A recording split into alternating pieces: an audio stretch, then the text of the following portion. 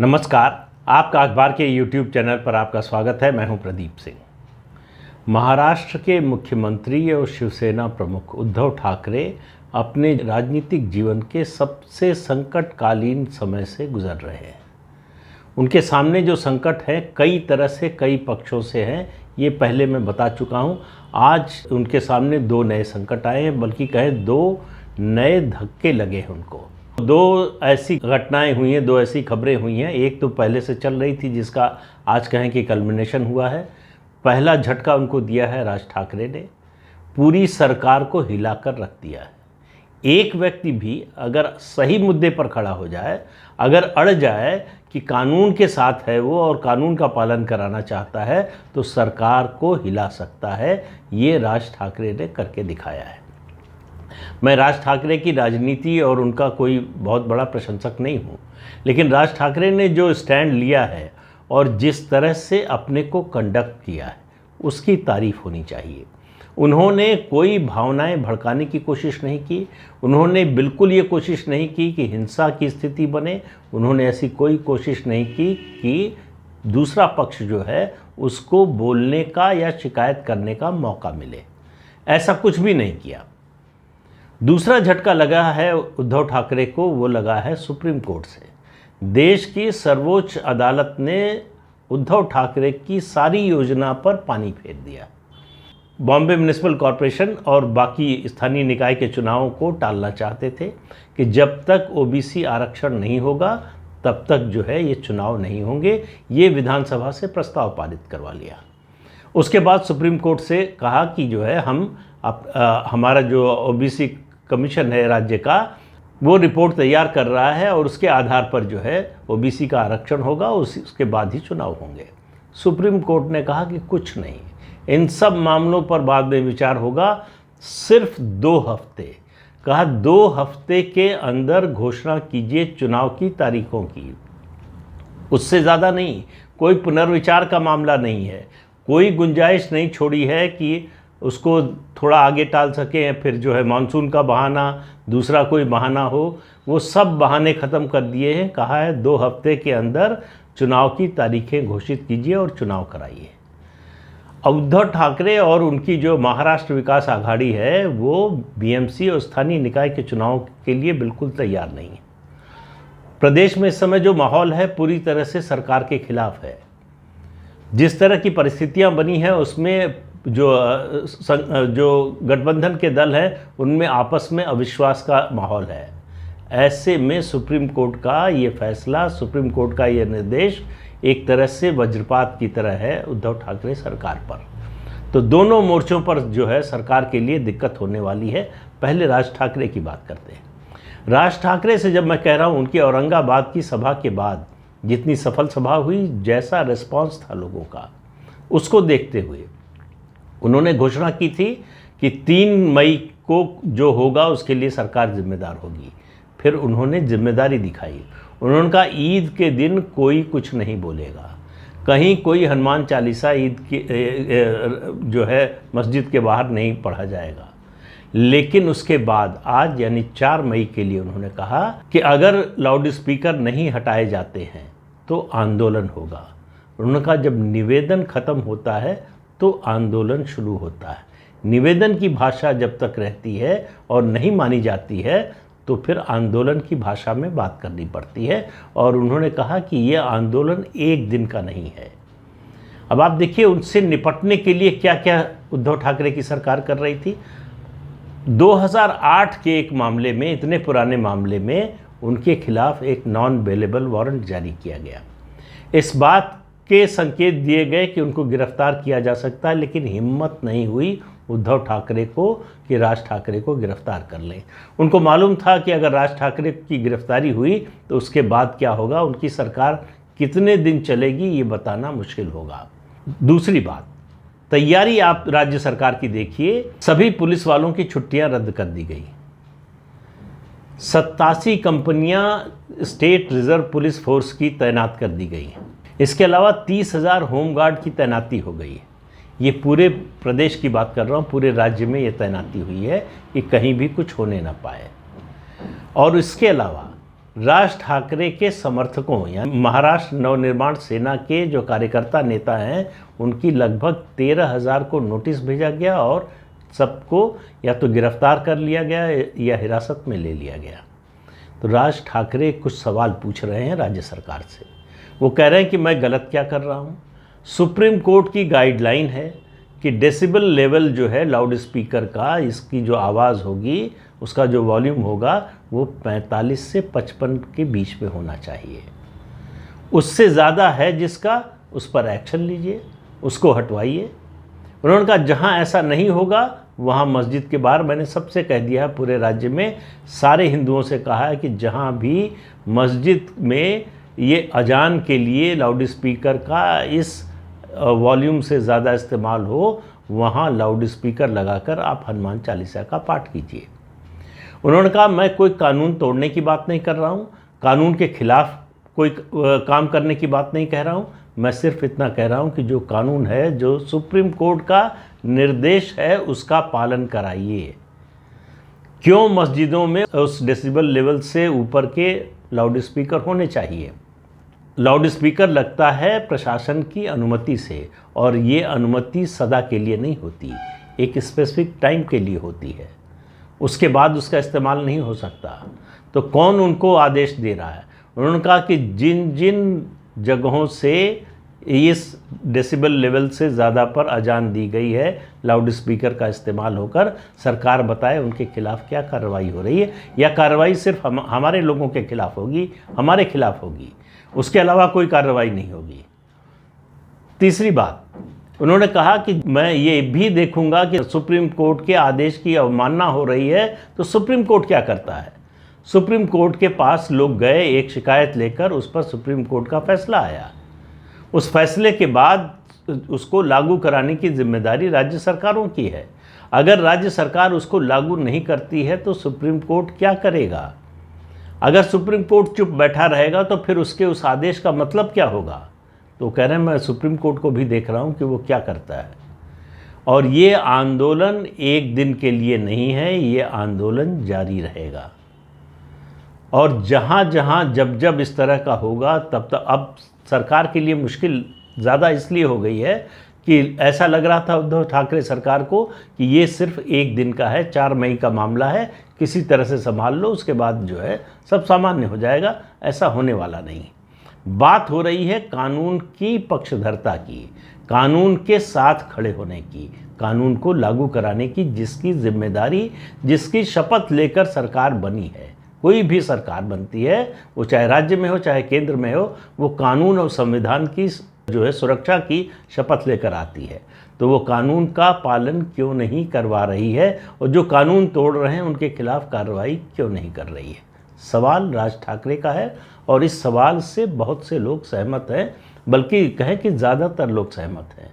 और मैं ये हिंदू मुसलमान की बात नहीं कर रहा हूँ, मुसलमानों में भी हैं लोग ऐसे, बड़ी संख्या में हैं जो इससे सहमत हैं। और राज ठाकरे ने कहा कि ये धर्म का मामला नहीं है, ये हिंदू मुसलमान का मामला नहीं है। अगर मंदिर में अगर इससे ऊपर के डेसिबल पे जो है लाउड स्पीकर है तो उसको भी उतरवाइए। उसके अलावा उन्होंने कहा कि ये सामाजिक मुद्दा है, इससे ध्वनि प्रदूषण होता है, तमाम लोगों को परेशानी होती है, दिक्कत होती है, उसका मामला है। तो क्या राज्य सरकार, क्या उद्धव ठाकरे की सरकार मानती है कि लाउड स्पीकर का मामला धार्मिक मामला है? इसका जवाब सरकार को देना चाहिए। उद्धव ठाकरे की सरकार जो है बहुत ज़्यादा मुश्किल में है, जितना सामने नज़र आ रहा है उससे ज़्यादा। आप देखिए कि उद्धव ठाकरे, शरद पवार और दिलीप वलसे पाटिल जो गृह मंत्री हैं, ये और अजित पवार, इन 4 लोगों की बैठक हुई। उसमें तय हुआ कि आगे की रणनीति क्या हो, और आज शाम को 6 बजे फिर इन लोगों की बैठक होने वाली है। शरद पवार सरकार में नहीं है, ये बाकी 3 लोगों का नाम लिया वो सरकार में है। अजित पवार डिप्टी सीएम है, उद्धव ठाकरे सीएम, और पाटिल जो है वो गृह मंत्री हैं। तो सरकारी फैसले में शरद पवार की क्या भूमिका है? और शरद पवार किसी इस तरह की औपचारिक बैठक में क्यों शामिल हो रहे हैं? उससे बार बार यही संदेश जा रहा है कि ये सरकार दरअसल शरद पवार चला रहे हैं। उद्धव ठाकरे में न इतनी हिम्मत है न काबिलियत है कि वो अपनी सरकार के बारे में कोई फैसला ले सके। लाउड स्पीकर का मामला आया, मुद्दा उठा तो उन्होंने केंद्र सरकार पर डाल दिया कि केंद्र सरकार फैसला करे। केंद्र सरकार क्या फैसला करेगी? केंद्र सरकार सुप्रीम कोर्ट के फैसले के खिलाफ तो फैसला नहीं कर सकती है। ये तो नहीं कह सकती है कि सुप्रीम कोर्ट का फैसला मत मानिए। तो सुप्रीम कोर्ट ने एक गाइडलाइन बनाई है सभी राज्यों के लिए, देश के सारे राज्यों के लिए। वो महाराष्ट्र पर भी लागू होती है। महाराष्ट्र सरकार की जिम्मेदारी है कि उसको लागू कराए। अब समस्या क्या है? समस्या उद्धव ठाकरे की ये है कि उन्होंने मुख्यमंत्री बनने के लिए ये जो गठबंधन बनाया, जो वो हिंदुत्व से सेकुलरिज्म के रास्ते पर गए, उन्होंने हिंदुत्व की जो जगह छोड़ी, जो स्पेस खाली किया, उसको भरने की कोशिश कर रहे हैं राज ठाकरे। उद्धव ठाकरे की मुश्किल ये है कि हिंदुत्व के नाम पर जो लोग शिवसेना से जुड़े थे, शिवसेना का समर्थन कर रहे थे, उनमें से लोग खिसक कर राज ठाकरे की तरफ जा रहे हैं। बीजेपी जो नहीं कर पाई वो राज ठाकरे ने किया है। बीजेपी ने भी इस मुद्दे को उठाने की कोशिश की, लेकिन वो प्रभाव नहीं पैदा कर पाई जो राज ठाकरे ने किया है। राज ठाकरे की अपील का असर ये हुआ है कि पूरी सरकार हिली हुई है। तो उद्धव ठाकरे को लग रहा है कि यहाँ आकर जो है उन्होंने जो ट्रैक बदला, उसका नुकसान अब होना शुरू हुआ है। वो तो पहले से रहा था, उनको एहसास नहीं था। अब ये एहसास होना शुरू हुआ है कि राज ठाकरे जो कर रहे हैं वो दरअसल लोगों को बता रहे हैं कि शिवसेना हिंदुत्व के मुद्दे से हट चुकी है। अब कुछ लोगों का जो हर चीज़ में कॉन्स्पिरेसी थ्योरी देखते हैं, उनमें से कुछ लोगों का कहना है कि शरद पवार भी यही चाहते हैं। शरद पवार हमेशा कई तरफ से खेलते हैं। वो सिर्फ अपने पक्ष से नहीं खेलते हैं, वो कई तरफ से खेलते हैं, हर जगह टांग अड़ाते हैं। तो वो इस सरकार में हैं, तो अब उनका एकमात्र लक्ष्य है कि एनसीपी का, उनकी पार्टी का जनाधार बढ़े, वो ज़्यादा मजबूत हो। वो उद्धव ठाकरे को मुख्यमंत्री बनाने के लिए गठबंधन में नहीं आए, वो उनका लक्ष्य नहीं है, वो उनकी मजबूरी है। मजबूरी है उद्धव ठाकरे को, अगर मुख्यमंत्री नहीं बनाते तो सरकार नहीं मिलती, और सरकार ऐसी मिली है जो वो खुद चला रहे हैं। तो कई लोगों का ये कहना है, महाराष्ट्र के नेताओं का, कि राज ठाकरे जो कर रहे हैं उससे अंदर ही अंदर शरद पवार बहुत खुश हैं कि वो शिवसेना को कमज़ोर कर रहे हैं। शिवसेना को कमज़ोर कर रहे हैं, कांग्रेस पहले से कमज़ोर है, इसका मतलब महाराष्ट्र में भाजपा और एनसीपी सीधे आमने सामने होंगे। ये है शरद पवार की चाल। ये अब इसमें कितनी सच्चाई है ये मुझे मालूम नहीं, लेकिन शरद पवार के बारे में अगर ये धारणा है, अगर ये कहा जा रहा है, तो ये पूरी तरह गलत होगा, ऐसा मैं मानने को तैयार नहीं हूँ। ऐसा हो सकता है, शरद पवार कर सकते हैं। 1993 के बॉम्ब ब्लास्ट के समय जितनी जगहों पर ब्लास्ट हुए, उनमें एक जगह जोड़ता है झूठ बोलकर, और वो जगह जोड़ता है मुस्लिम इलाका, क्योंकि जहाँ जहाँ बॉम्ब ब्लास्ट हुए थे वो सब हिंदू इलाके थे। मुस्लिम इलाका जोड़ता है, जिससे दोनों को बैलेंस किया जा सके। मुख्यमंत्री रहते हुए इससे आप पुलिस से झूठ बुलवाता है, खुद झूठ बोलते हैं, तो इससे आप अंदाज़ा लगा सकते हैं कि शरद पवार क्या कर सकते हैं और कहाँ तक जा सकते हैं।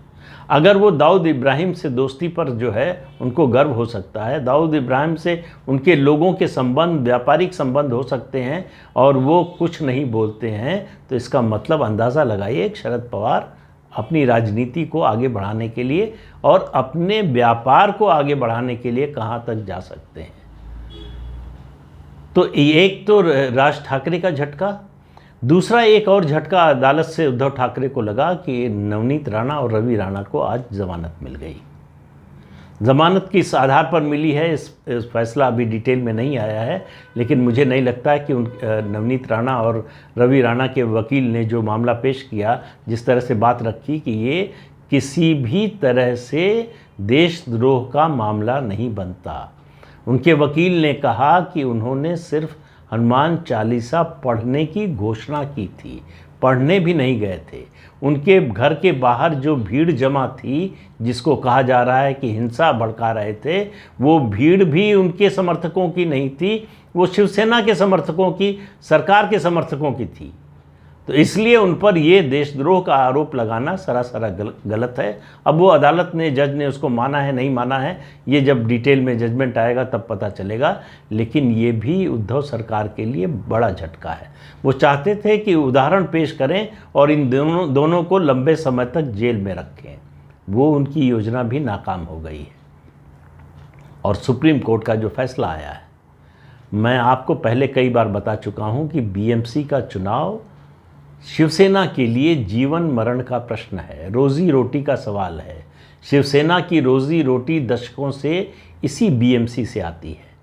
पिछले चुनाव में बीजेपी ने बड़ा झटका दिया था, शिवसेना के बराबर पहुंच गई थी। इस चुनाव में माना जा रहा है कि बीएमसी के चुनाव में बीजेपी हो सकता है अकेले बहुमत हासिल कर ले, क्योंकि एनसीपी का कुछ है नहीं बीएमसी में। उसके अलावा कांग्रेस की हालत बहुत ज़्यादा ख़राब है, वो कुछ करने की स्थिति में नहीं है। फिर इनमें तालमेल कैसे होगा, सीटों का बंटवारा कैसे होगा, ये सब तय करने के लिए समय ही नहीं है। ये ऐसे मुद्दे हैं जिनको तय करने में बड़ा समय लगता है। सरकार बनाने में तो बहुत समय लगा था, ये टिकट बंटवारे में तो और ज़्यादा समय लगता है, सीटों के बंटवारे में और ज़्यादा मुश्किल आती है। तो ऐसे में उद्धव ठाकरे के लिए ये बीएमसी के चुनाव में तालमेल करना अपने गठबंधन के साथियों से, या ये फैसला करना कि अकेले लड़ेंगे, दोनों मुश्किल है। बीजेपी बीएमसी चुनाव के लिए पहले से तैयारी कर रही थी, तैयार है। अब उसमें राज ठाकरे ने ये जो मुद्दा उठाया है, उसके जुड़ने से माहौल पूरी तरह से शिवसेना के खिलाफ हो गया है, उद्धव ठाकरे के खिलाफ हो गया है। तो वो जो नाराज़गी है उसका असर चुनाव में निश्चित रूप से दिखाई देगा। और चुनाव में अब समय ही नहीं बचा है। 2 हफ्तों में तारीखों का ऐलान करना है। इसका मतलब है जून के आखिर तक या जून के मध्य तक बीएमसी के और पूरे महाराष्ट्र में स्थानीय निकाय के चुनाव संपन्न हो जाने हैं, रिजल्ट आ जाना है। तो उद्धव ठाकरे कठिनाई में हैं और उनकी कठिनाई का, मैं कह रहा हूँ, काउंटडाउन शुरू हो गया है। अब उनके लिए स्थिति को सुधारना या संभालना उनके बस के बाहर हो गया है। शरद पवार को इन्वॉल्व करके एक तरह से हथियार डाल दिया है। और जिस तरह से राज ठाकरे से वो डरे हैं, भयभीत हुए हैं, सत्ता में रहते हुए, मुख्यमंत्री रहते हुए, राज ठाकरे न एमपी हैं, न एमएलए हैं, न कॉरपोरेटर हैं, कुछ भी नहीं हैं, फिर भी पूरी सत्ता को हिला दिया। इससे आप अंदाज़ा लगा लीजिए कि उद्धव ठाकरे की इस समय मनस्थिति क्या होगी। तो आने वाले दिन महाराष्ट्र की राजनीति में बड़े परिवर्तन वाले दिन होने वाले हैं, बड़ा उलटफेर होने वाला है। और ये इसमें अब ज़्यादा समय नहीं लगना है। मुझे लगता है कि सुप्रीम कोर्ट ने 2 हफ्ते कहा है, तो 10-12 दिन में राज्य चुनाव आयोग है उसको तारीखों की घोषणा करनी पड़ेगी। और उसके बाद चुनाव की तैयारी और चुनाव का माहौल शुरू हो जाएगा। तो देखते हैं आगे आगे क्या होता है। आज के अंक में इतना ही। अगले अंक में फिर मिलेंगे किसी नए मुद्दे के साथ। तब तक के लिए इजाज़त दीजिए। आपसे अनुरोध है कि ये चैनल देखिए, शेयर कीजिए, लाइक कीजिए और सब्सक्राइब ज़रूर कीजिए। नमस्कार।